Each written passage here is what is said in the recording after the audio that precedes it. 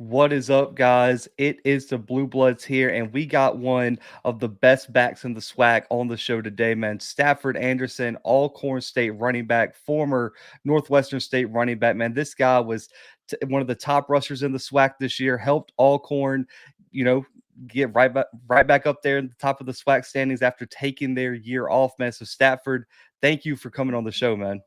So thank you for having me. I appreciate it.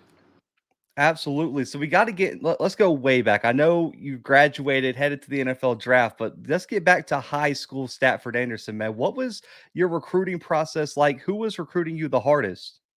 Well, honestly, my recruiting process in high school really wasn't nothing major, but I only had scholarships from Houston Baptist, Arkansas Monticello, and Northwestern State.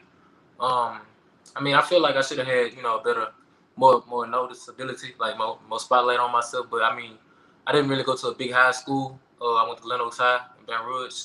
I only won 4 games in my high school career, and I feel like they played a big impact on my recruiting process. But everything happened for a reason. I just kept working. Happened for a reason. I like it. And so you end up committing to Northwestern State, man. Walk me through what was it about Northwestern State that led you to commit there? Um, I mean, when I got the offer, it was crazy because the same day, my teammate Darren Evans, he went to Nicholls State and transferred to LSU. He was a year ahead of me. I wanted to go to Nicholls with him. I was class 17, he was class 16. But when the coach Anthony Kemp came to school, they offered me a preferred walk-on, and I did not understand it at all. And he was saying like, they had scholarships already gone or whatever. So I was just like, paying for school not an option, because I know I'm capable of full scholarship wherever I go. And about 30 minutes later, Northwestern State came to school and they offered me, and I'm like, look at God, this must be for a reason. This got to be where I'm meant to be. And same conference, so I be playing with the same talent level and things of that nature. So, and Northwestern really pursued me hard. Like they came visit the house, was really just telling me great things, telling me I had a good opportunity to do good things. Man, and you play there up until you decide to transfer right before the COVID season too, which made things a little bit more complicated. But looking at your recruiting process from high school to the transfer portal recruiting process you experienced, what were some of the biggest differences for you? Well, really, with the college transfer portal thing, it was kind of tough for me because I wasn't a graduate transfer. So the thing with me would be if I was to go D2, I'll be eligible immediately. But if I was to say stay at a FCS or go to FBS school, I would have to sit out a year. So my plans intentionally was like just to go to Southern University because that's like 5 minutes from my house and try to get a waiver because that's closer to home. But they weren't really showing interest, so I ended up getting in contact with Alcorn, and that's how I ended up there. I like it. And so outside of, just getting in contact and Southern not reaching out like you thought, what were some of the other things that led you to pick Alcorn as your final destination?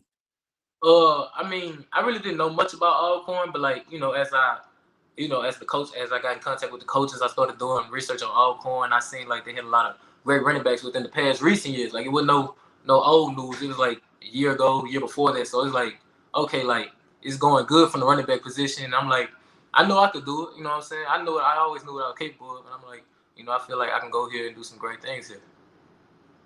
It paid off in a big way, man. You and Nico Duffy are one of the top running back pairs of the SWAC, but you transfer and you had to sit out a year anyway. But Alcorn made the decision to sit out the entire year as a program. For you, being with the team, how tough on that was the program as a whole? I'll be honest with you, it was very tough for me. When I transferred to Alcorn, we decided to opt out. I was like, wow. I'm like, I really was in a kind of low space because I'm like, I'm in my head. I'm like, I could have just stayed at Northwestern, played the spring season there, graduated, then grad transferred, could have went anywhere. You know what I'm saying, with no restrictions. But you know what I'm saying, it was a tough. But I mean, I just stuck with the process. And Coach McNair was like, he just wanted the best for us, and that's why he did it. Because honestly, we weren't ready as a team. I was training personally, individually wise, I was ready, and that's why I wanted to hit the field. I feel like if I had this spring season plus this fall season, I would have had, great stats. You know what I'm saying? It would have been a great look for myself, but we weren't ready as a team. So, it played out how it played out. So, Well, you finally got on the field this fall, man. You guys had a solid season, but for you, what were some of your final takeaways on the 2021 season? um, the HBCU environment is you can't find it nowhere else. It's fun. It's like I feel like that's what college football should be. Like people are so into the game, like the community, the fans. I love it. I love the support. You know what I'm saying? I enjoyed it. You know, I'm thankful to be put in a position to showcase my abilities on the field. I'm so thankful to coaching staff for believing in me, putting me out there. You know what I'm saying? Really just having faith in me. You know what I'm saying? So I'm thankful. Man, and I think that was one of the big things. We covered the spring season, we covered this season. I got down to go to some games, and like you said, man, the atmosphere is great and everything like that. But for you, there's one game that sticks out like a sore thumb on the schedule, man, and you know which game, the Northwestern State game this year. What did that mean to you? I know that there's probably no ill will, but what did it mean to you to beat your old school, man, with Alcorn this year? Oh man, it was a great feeling. You can always because it's a low chance that you end up playing the old school that you played at once you transfer. You know, it's crazy. And it's crazy we ended up having them scheduled. You know, it was bad enough I wasn't able to play because I ended up straining my MCL. I had a grade 2 sprain in the end of the third quarter of the first game. And I thought I was going to be able to play because we had a bye week, but it took me like 6 weeks to get back ready to play. You know what I'm saying? I mean, it was good seeing all the people, all my teammates from Northwestern and stuff. We won, but it was a great experience. It was crazy. It is crazy standing on the opposite sideline from my old teammates that I've been with for 3 years. And it's like, wow. And seeing the vibe over there, remembering like what's going on, like in certain situations, it was crazy. Because I'm like, wow, I'm in a whole new different position right now in a whole new jersey. Looking across from my teammates I used to play with day in and day out. Well, man, that was a big win to kick off your season. And you brought up your injury, man. So you come out in the MEAC SWAC challenge. It doesn't go y'all's way, but you have a great game before, like you said, you had a sprain. For you, how tough was it to sit out 6 weeks knowing you had your breakout game and then all of a sudden it's taken away? You got to miss 6 weeks. How did you deal with that? And what was your injury recovery process like? Oh man, I just had to stay prayed up. It was tough. I really didn't think it was going to be that bad until I went to like the whatever they call it, the people that checked on my knee. And they was pushing on my knee and see it was giving in a little bit. And they was like, yeah, it's a grade 2 MCL sprain. And they were like 4 to 6 weeks. And I'm like, 4 to 6 weeks.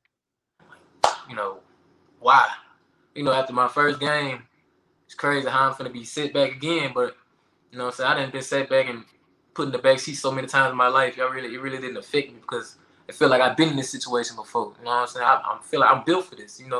I knew I'd overcome it. You know what I'm saying? But to be honest, it was tough recovering because being at the SWAC level we don't have the resources to like really get top notch recovery treatment that you need. So a lot of things I'm doing on my own. You know what I'm saying? Trying to rehab on my own. We don't have like how Lorman is. It's kind of indiscreet. Yeah. I have to go all the way to Natchez to do rehab, and it be there all day. It was a lot, but you know what I'm saying. When there's a will, there's a way. So I was putting a lot of time into that. I came back for homecoming, October 9th. That was my birthday. We played Grambling.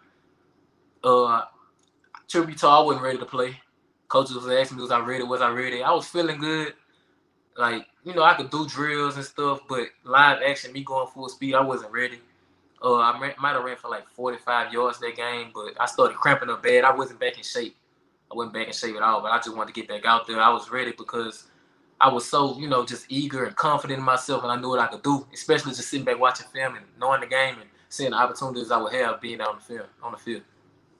Man, absolutely. I think that's something that the entire SWAC right now you're seeing facilities and resources really increase around the SWAC, especially moving forward. So, for you to speak on that is kind of eye-opening as well. But one of the things about Alcorn, man, you guys had a stacked running back room. Nico Duffy, an All-American, yourself transferring in from Northwestern State, and you had some guys behind y'all that also are going to play big roles moving forward for Alcorn. What's the culture like in that running back room, and how did you guys, split carries, and what was the competition like behind the scenes? It's a brotherhood, There's no bad blood. Everybody support each other. Everybody want the best for each other. You know what I'm saying? And Coach Booz told me this when I first got to Alcorn. Like my first day, when I met him in person, he was like, You know, I just want good energy. We don't need no bad vibes to come to tear the room down and things of that nature. And I totally understood that. You know what I'm saying?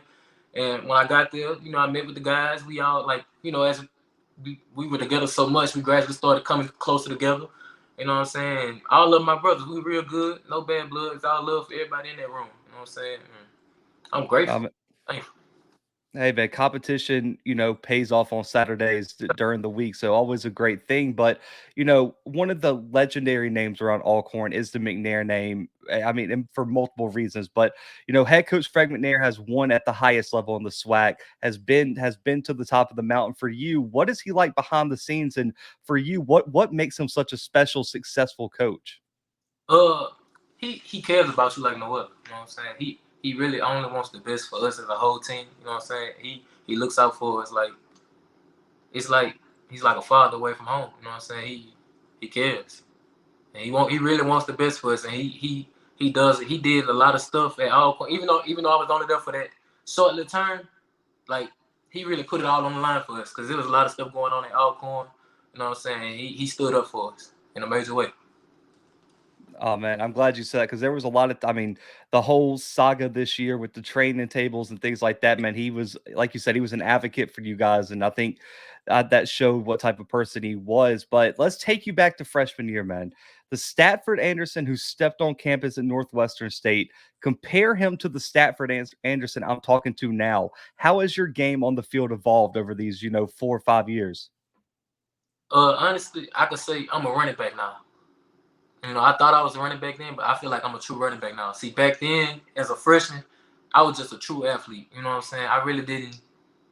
I paid attention to film, but I really didn't know how to really just soak it all in. You know what I'm saying? So I was just really just out there on the field playing as a true freshman, not really intact to what's going on with things. But you know, as I over the years paying attention, just hours and hours, you know, in the meeting room. And after my freshman year, the coaching staff that recruited me left, and Coach Larry went from the defensive coordinator to the head coach, and he brought in Brad Smiley.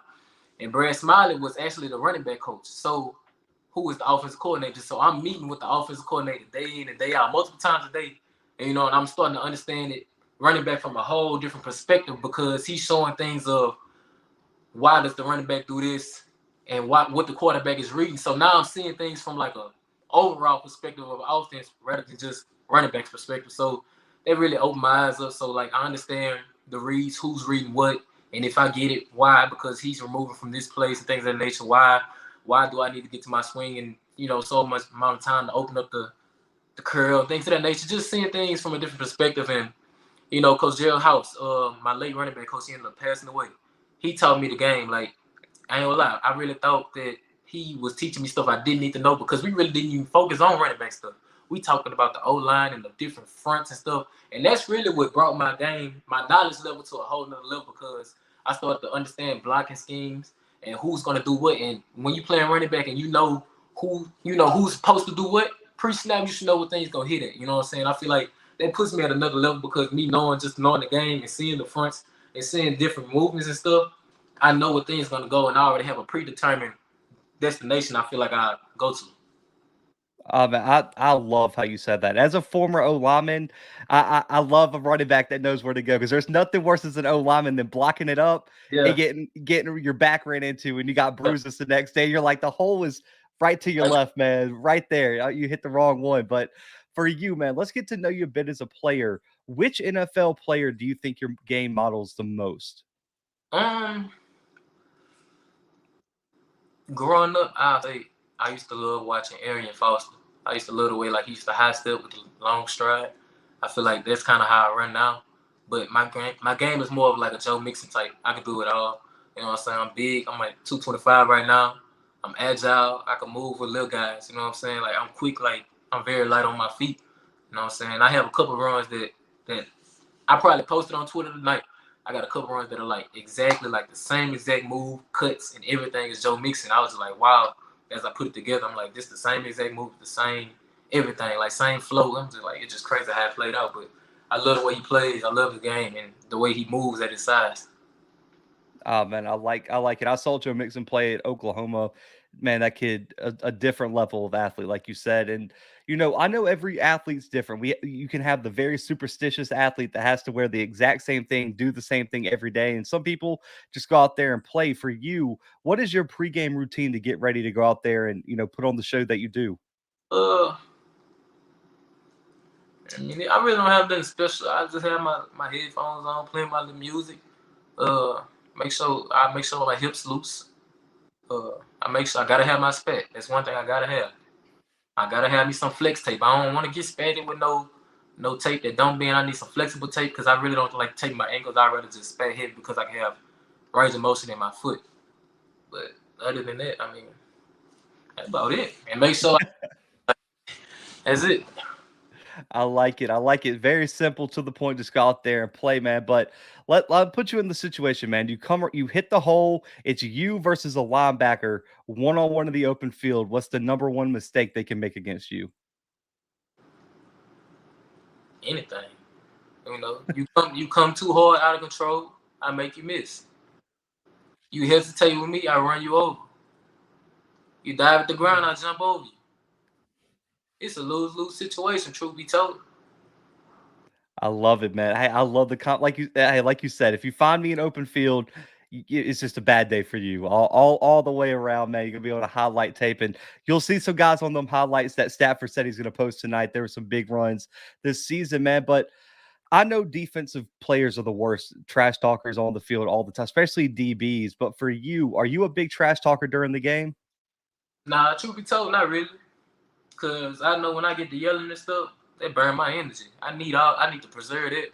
You know what I'm saying? But I know sometimes like some games, when coach be feeding me the ball and I get in my zone, I probably say a little something.